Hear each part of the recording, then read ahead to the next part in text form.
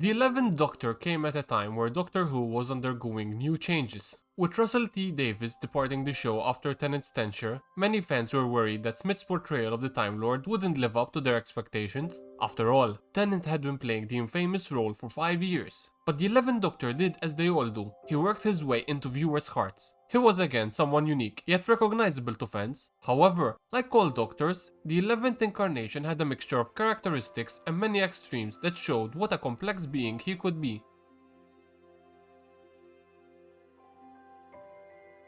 The 11th Doctor came to be reliant on his companions. Whether he was an exuberant puppy or a growling and fearsome entity, he needed them to ground him. He needed their admiration. His love and loyalty for them dictated his actions, and their need to impress him led to harmful consequences. Eventually, he attempted to leave Amy and Rory so they would be safe without him, but couldn't leave their lives forever. He went away, but their paths crossed once more. It was as if their timelines were entwined. He knew that the life he led could have grave consequences, and yet he still refused to keep away.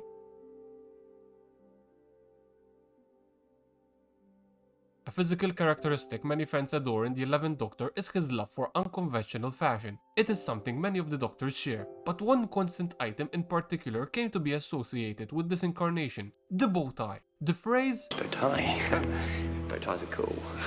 Was spoken throughout the 11th Doctor's era. He constantly adjusted his bow tie before or during a speech, and when it was time to regenerate, he undid his bow tie and let it fall to the floor of the TARDIS. At this point, all the fans knew that everything was about to change. The 11th Doctor could go from one extreme to another. He often became frustrated, cold, and manipulative if things didn't go his way. The 11th Doctor was referred to by many as a childish incarnation, as his reactions were based on his moods. But he wasn't childish. He was one of the most alien incarnations who was just out of sync with humanity and human expectations. He would often say cruel things during his grouchy moments, and would sulk over the things he didn't understand or foresee. He would also distance himself or become overly invested too, which could grate on his companions' nerves.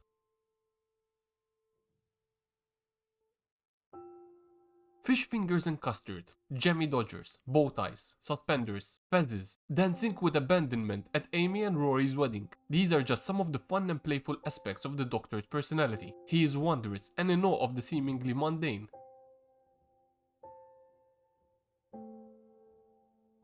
The Doctor boasts he's a legend who despises the burden yet continually uses it to reap the benefits whenever he sees fit. He glows in the glory of his triumphs, with his arrogance and smugness becoming quite apparent to all. He is not as untouchable as he likes to think he is. He wants to hide away in the shadows and erase his name, but his desire for recognition remains too strong.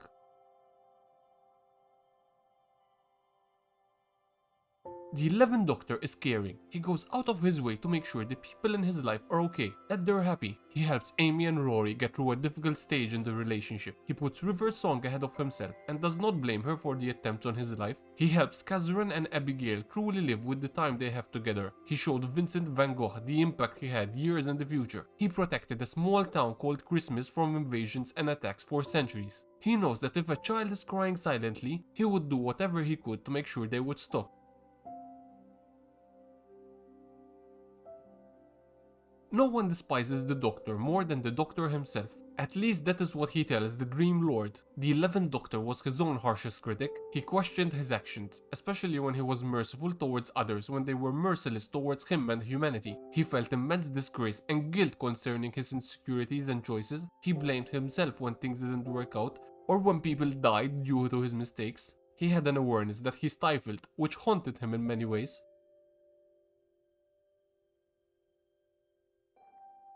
The 11th Doctor is one to bob around and wave his hands in frantic motion while speaking. He becomes excitable and delighted when the opportunity presents himself. He bounds into action. He kisses foreheads. He beams so much that his smile is written all over his face, and he leaps around the TARDIS in one great act of small intricacies. His joy and energy are contagious. One of the 11th Doctor's extremes was his rage. His gentle nature was clouded, as underneath the surface there bubbled a constant fury. He tried his best to hide it, but his smile couldn't seal his seething over tormented history and the injustice of it all. He could suddenly snap in the intensity of the moment by acting reckless and showing just how fragile he was. He could easily forget to have hope, choosing instead the worst conclusion. Not only was he the Doctor who could make whole armies turn away at the sound of his name, but he could also manipulate his loved ones into making impossible choices too.